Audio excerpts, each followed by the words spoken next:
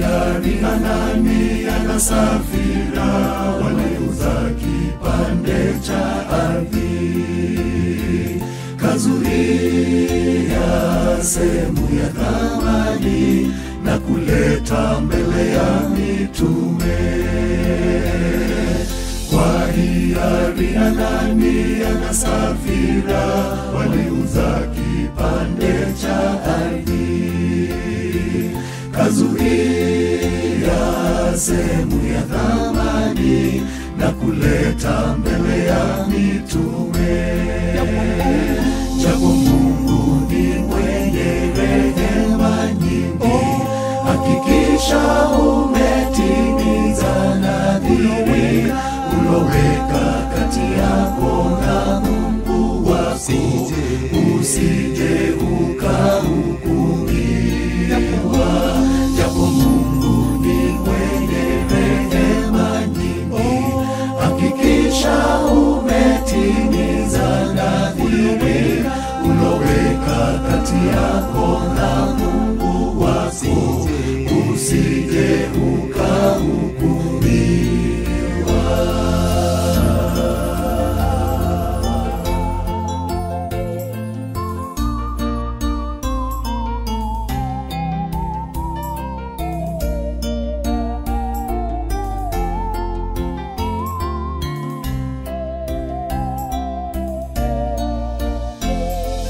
Kwanza Petero kawauliza, mbona kundanganya Roho Mtakatifu? Anania katangulia kufa na baadaye mkewe Safira. Kwanza Petero kawauliza, mbona kundanganya Roho Mtakatifu? Anania katangulia kufa na baadaye mkewe Safira. Japo Mungu ni mwenye rehema nyingi, hakikisha umetimiza nadhiri uloweka kati yako na Mungu wako, usije ukahukumiwa. Japo Mungu ni mwenye rehema nyingi, hakikisha umetimiza nadhiri uloweka kati yako na Mungu wako, usije ukahukumiwa.